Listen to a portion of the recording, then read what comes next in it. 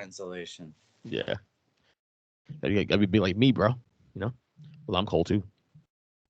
There you go. It is our championship weekend. EJ's versus Degenerate edition. Of course, Zach and I. What's up, Zach? What's happening? You look a little cold there, buddy. Yeah, this fucking winter in Florida shit, man. The only good thing is, the colder the winter, fewer hurricanes. That's true. So the last couple of days, so Sunday I went to two kids' birthday parties with my family, both of them in pavilions.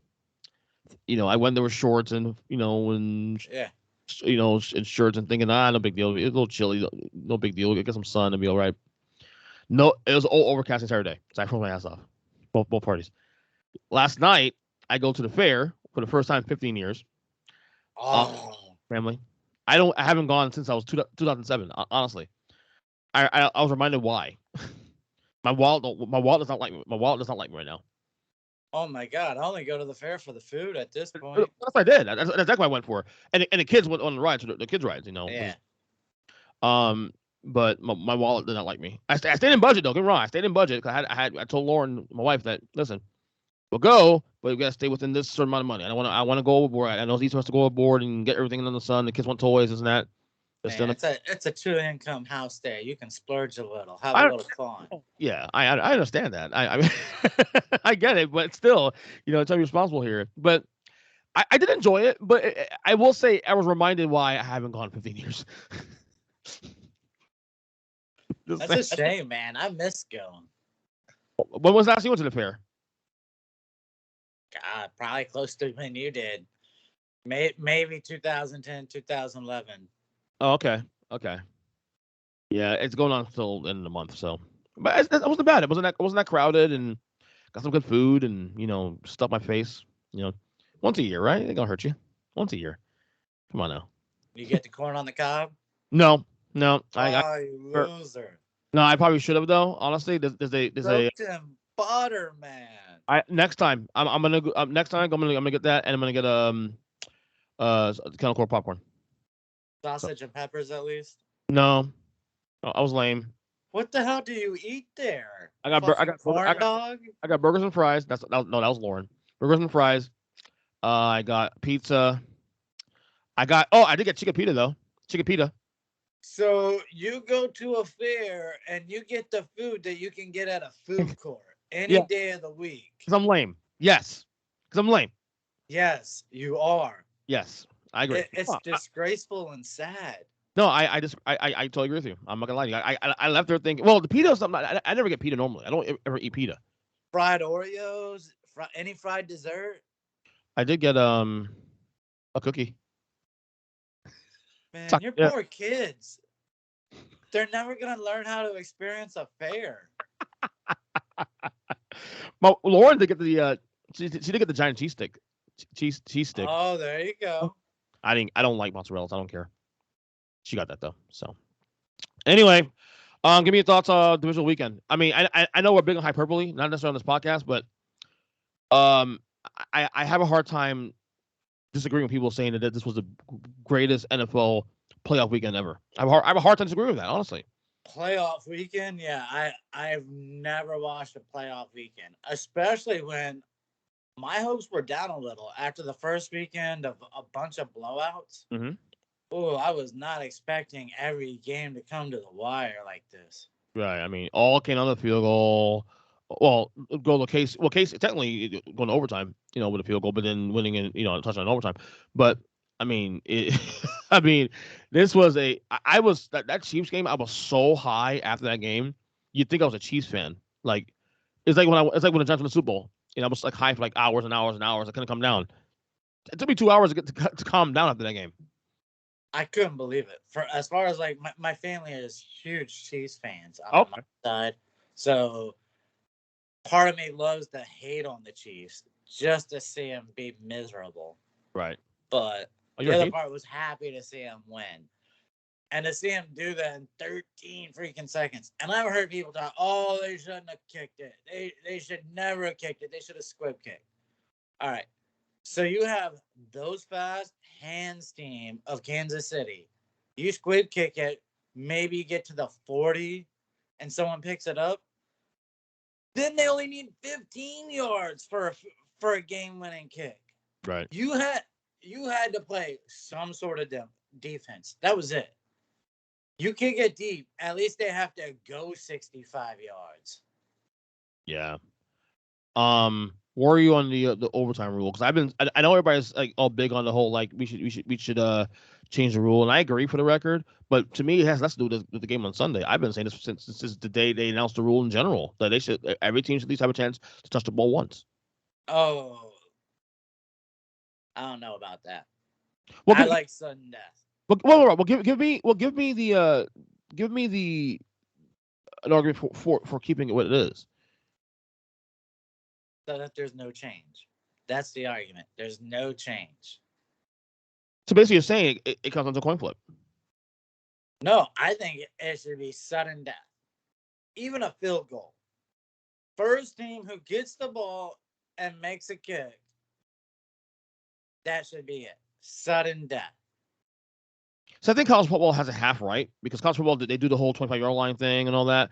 I don't like the 25-yard line thing, but I'd like the fact that teams have a chance to respond. Oh, do you like it after the third overtime? No. What I'm saying is that I'd rather they start the ball from where they kick it off from, not from the 25-yard line.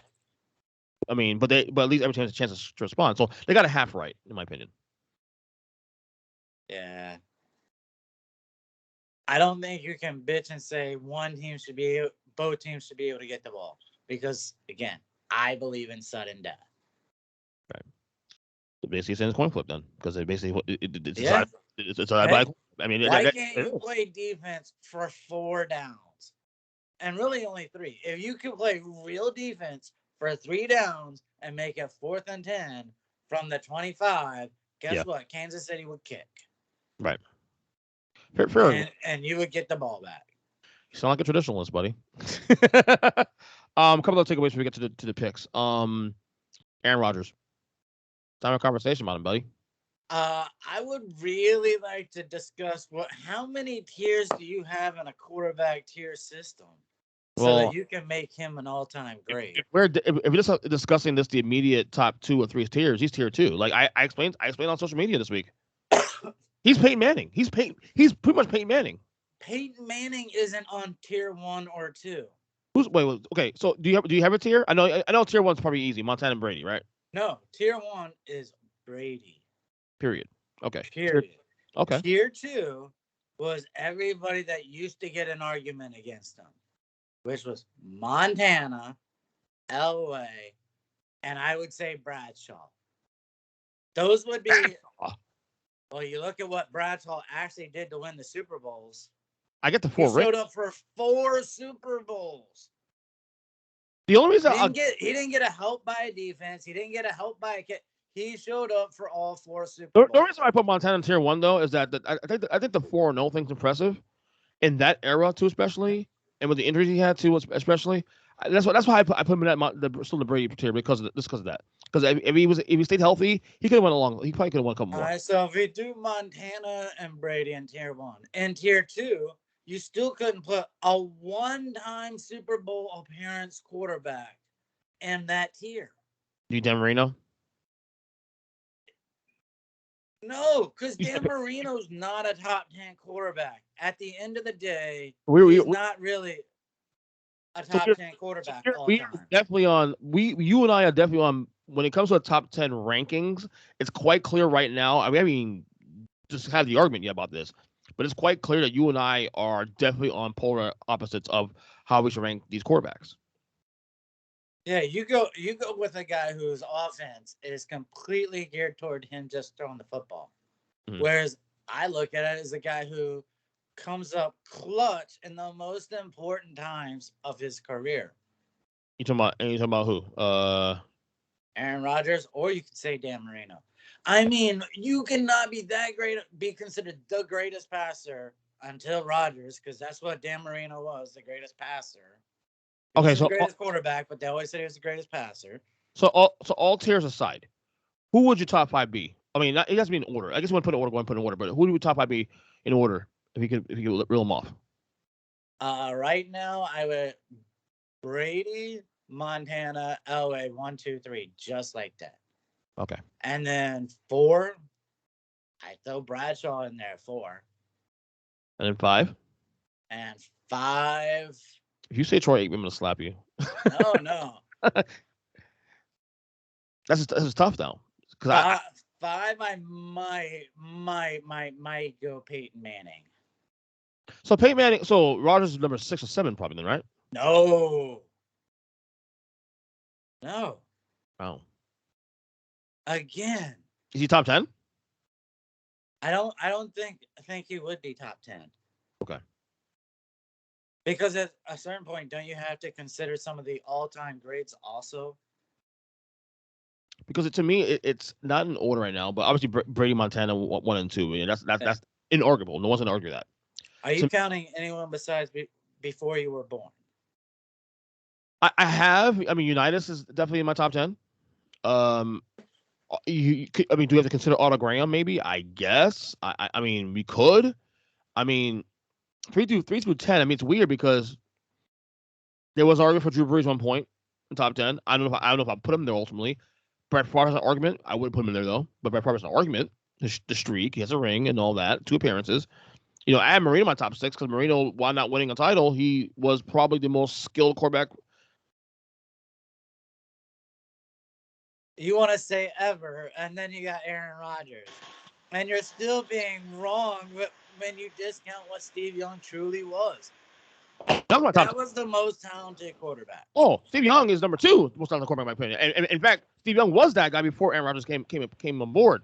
Steve Young is my top 10. That's for the record. He's lock solid in my top 10. I have to do a ranking again, just to see where he's placed, but he's in top 10. He's snugged in top 10.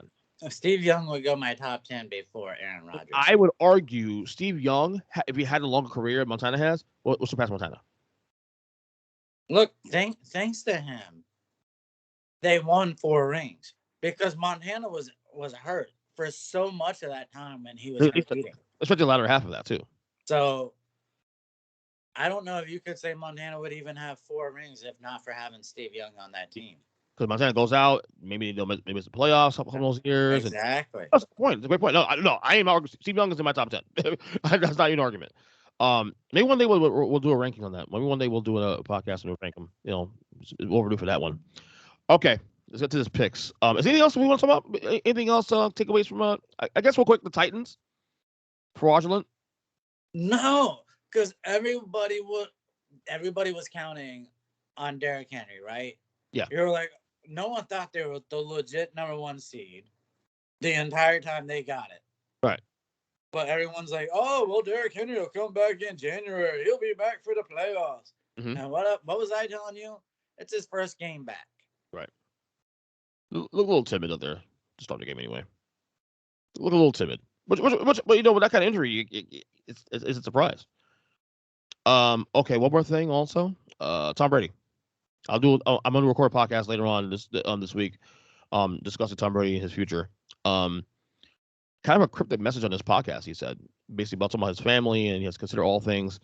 Look, I tweeted last night on Twitter that I do think he will come back for at least another year, but I do think for the first time in his career he's really, really putting in under consideration retirement, and it has nothing to do with him necessarily not wanting to play anymore. I would say kids. His kids and Giselle, his wife. Where do you stand? You think he'll come back 1 more year? You think they'll ultimately make an agreement to 1 more year and that's it? Yeah. Well, it might come down to convincing Gronk too, because I think he needs Gronk there to keep him energized. That's a good point. Like Brady, he's the competitor and he's gonna want to win, but you need that bit of energy that'll feed your hunger, and I think that's what Gronk is for him. So. Yeah, I mean, yeah, I do in the long run think he comes back 1 more season, but man, he did everything he had to win that game. Oh yeah, and it's funny because like when Peyton came to the end of the ropes, we knew he was done. Big Ben hasn't officially made it official, but we know he's done. Eli, Drew Brees, same thing. Drew Brees. Tom Brady just had 43 fucking touchdowns and 5,000 passing yards, and if this team was healthy, they're probably playing this week. Oh, yeah. Hey, look, if you could just make the stop. They're playing this week. Tom Brady is the real life boogeyman. I'm just saying that. If you hate Tom Brady, that's too damn bad. Deal with it. Anyway. Championship weekend's here. Let's get the first game.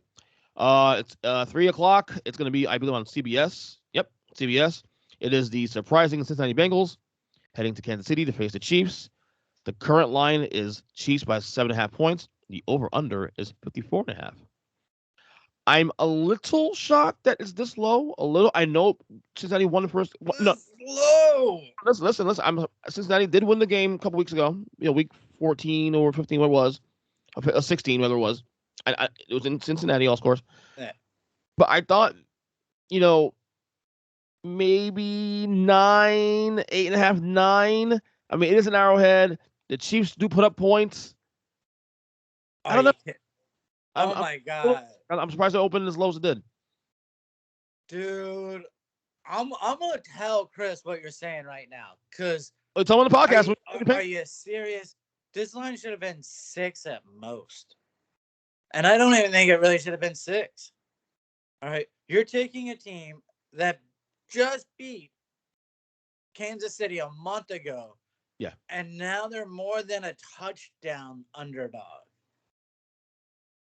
I'm a little shocked. It was this low though. And how many points did Kansas City's defense just give up? 36. Okay. Yeah. This is total disrespect to Joe Burrow. Total disrespect. I will take Cincinnati.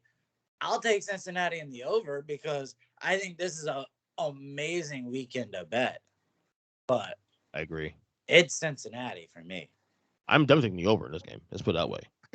I did. By the way, I did go 3-1 my picks this weekend. The only one I missed on was the Packers game. I got the over on the Bills Chiefs. I got the under on Bengals Titans. I got the Rams outright. How'd you do this week? Did you go 3-1 also? Yeah, because I picked the Bengals. You did, yeah. You got balls. Wait, you picked Green Bay too, didn't you? Let's talk about how I picked Cincinnati. Okay, shut up. Right? Cincinnati is still in the playoffs. That's true. I'm gonna, the player to me, I'm. When I say I'm surprised with the spread, I'm not saying I agree with the spread or disagree with. I'm gonna say I'm surprised it wasn't higher. Because I thought maybe these Vegas would jerk off of the Chiefs this week, but the play here is the over. That's the play. Oh yeah. And Bengals defense is also a little bit banged up too as well. On top of that, so they'll get some. And if Mathal doesn't play this week, Tyrann Mathieu doesn't play this weekend too, especially because of the protocol. That's a shootout because he saw when he got hurt on Sunday. Man, it happened so early. Don't even use that. Yeah, that game wasn't a scoring game until the third quarter. Then Gabriel Davis goes insane. So give me over in this game. Over's a play here. Over's a play. So Cincinnati is the play. Do you think they win outright? I'm taking Cincinnati To win outright? I'm taking them plus the points. Yes, I will not be shocked one bit if they win. I sent you text on Saturday or Sunday saying it's going to be Burrow versus Stafford. Ooh. And that was before Stafford had won the game. Yeah. Okay, let's go to the next game here. 6:30, Fox. Actually, that was before Rodgers had lost even. Yeah. It's the Niners heading to L.A. to face the Rams, or is it the Rams going to San Fran, playing in San Fran? Because technically it's in L.A., but there's going to be San Fran fans everywhere. The Rams are 3.5-point favorites. The over-under is 46.5. These teams have met twice already this year. Of course, the division rivals. San Fran won both meetings. Of course, San Fran also beat the Rams to get into the playoffs. Another narrative here. Also, was it 7 straight wins against the Rams? Or 6 straight wins? That one I don't know. It's at least a couple of years. It's been a while since the Rams won against San Francisco. Oh.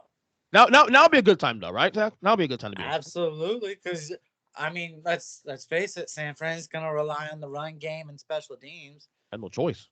What are they gonna do? Jimmy Garoppolo, can you go out there and throw 10 to 15 times? That's it. But 10 to 15 times is all they need him to throw. And that should be an indictment on their draft pick. All right, we're this far along. You're starting a quarterback. You will only allow to throw 10 to 15 times in a playoff game. Mm-hmm. And yet, you're not even going to put in the backup who is supposed to be dynamic and athletic. Wow. Is there anything to take away from what happened with the Rams nearly collapsing? Is that just more about Tampa figuring it out late? Should there be any carryover to that? I mean, I know the Rams came back and still figured out. I think there's a lot of carryover on that. I think there's the residual effect of San Fran in the last few matchups, especially the last one this season, and then you seeing the Rams almost collapse completely in the fourth quarter. So, yeah, I would have initially thought this would be a spread that should be higher, 4.5, 5, even, not 3.5. I'm taking the Rams here regardless, though. I think San Francisco got lucky. What do you think about the under? I'm shocked you didn't talk about it. Oh, the under, it's definitely in play. It's perfect number too, especially because I think the first meeting was like 28-24, or somewhere in the ballpark. So numbers actually, and then the second game was actually a lot lower scoring. I mean, it was like 20-17, some shit. Um, the under is definitely something I would bet. I do feel good about the Rams though winning overall. I think the pass rush is trying to figure it out. I think Trent Williams' injury is going to be a big situation. No one's talking about it right now, but Trent Williams, if he does not play this game, that's a major development there because hello, Von Miller. Hello, Aaron Donald. Nice to meet you. And we watched last year. Pass protection was the reason why Kansas City lost the Super Bowl. There you go. So I just think right now they're so close now to this at this point. Stafford, having those big plays against Tampa in that moment when Brady was coming down. And by the way, kudos to Sean McVay for having the balls to not go to overtime and to say, you know what, fuck it, I don't want to see Brady on the field again. Let's win this fucking game. Yeah. No, kudos for McVay for this entire season. Yeah. He loves to gamble on himself and his team. Yeah. He just puts the chips in and says, screw it, let's go for it. Most coaches in the league would have said, let's go to OT and pray that Brady does a pick. Yeah, no. If Tampa gets the ball back first, they're winning that fucking game. Oh, yeah, because, I mean, the Rams' hearts are on the floor at that point. Yeah. They know they've already walked into the locker room deciding they've lost. Right. So cool. So to me, McVay's the MVP of that game. Well, Cup, of course, with him too, but McVay fucking balls to call that play. I'm thinking the Rams will cover. I think the Rams are going to win and win pretty comfortably in this game. Honestly, the streak ends. I honestly think the lock is the under. Okay. But did the Rams win? Yeah, I think I'm gonna hope the Rams win because they were a preseason prediction of mine when we did our games. That's true. We are literally a Niners Bengals victories this week from having a Super Bowl 23 rematch. Yeah, and the only people who will watch will be in those cities. But San Francisco has a big base, and Joe Burrow is big time now. So yeah. So, but I like the Rams cover. I think the Rams are going to feel themselves now after this week, and McVay's going to be a little more aggressive on offense against the Niners defense. Because I don't want to happen to the Packers. If the Packers just score one more fucking touchdown, this game it's done. We've seen Packers Rams, not Packers fucking Niners. Niners Rams. Yeah, well, that's Aaron Rodgers. Bunch of hype. You blame him, huh? How many touchdowns did he put on the board? No, I'm with you. He didn't lose you the game, but he sure as fuck didn't win it for you. And he deserves the criticism he's getting here. Yes, agree. You do not get to be considered an all-time great if you can't score a touchdown to help your team beat up a garbage San Fran team. Team that they're okay. Look, well, they're garbage, but I mean they're not garbage. But good lord, that is not a team you go to battle thinking, "Yep, this is the playoffs." They were your first choice to win the West. No, but one of your top choices to come out of the NFC. I also have them in the playoffs too. You didn't have them in the playoffs. You said they would not make playoffs this year. I said they'd be in the playoffs this year. I had all teams of us going to the playoffs. Yeah, you cheated on that. I was cheated with Kyle. Yeah, I was three quarters of the way right on that. Seattle fucked me up. By the way, we eating? Spinach and egg sandwich.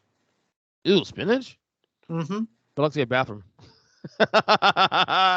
Cleans you out though. It's cooked in butter, man. Yeah, it's still spinach though. Cleans you out, buddy. Oh, Detox. I love spinach. All right. Spinach and broccoli. Yeah. All right. So go with your picks this week. And I guess we'll see you either next week or week after that for Super Bowl week or Super Bowl pre-week. I don't know what the fuck we're recording next week. I don't know exactly. Um, Anything else we left on the table here before we go? I mean, and it'd be a longer segment we thought, given this is only 2 games. Figure ways to talk about stuff. Yeah, I think it's good. No, I mean, how much do you think they'll tear down Green Bay? And will there be a tear down in Dallas? Dallas, no. The only No? thing, the only thing I see happening in Dallas, well, two things I see possibilities. I think Zeke is gone. Okay, so Zeke's gone. Gone. They're not going to re-sign Gallup. Okay, that's fine. I mean, They'll probably have to trade Coop or Amari Cooper, right? Which I would at this point. I think CeeDee Lamb's better than he is. So all that's left is CeeDee Lamb. So you're rebuilding their entire offense that quick. Right, but I won't call that a tear down necessarily. A tear down to me is literally getting rid of Zeke, getting rid of firing the coach, which I think still in play. I think what happened, but still in play. I mean, you have to consider it. Dude, that was his biggest problem in Green Bay was time control. Yeah, time management. You can argue that's why it cost him the fucking season. So yeah. So, but Green. Real quick prediction: Aaron Rodgers, stay, goes, retires one. What's he doing? Oh, I think he goes. He goes Denver. That I don't know where he's gonna go. He might end up in DC. Okay. Will you be okay with that? Yeah. Be okay with anything over Tyler And that's how we close the podcast. Zach, thank you so much. Yeah. Good luck with Daniel Jones. Shut up. Later, buddy. Later.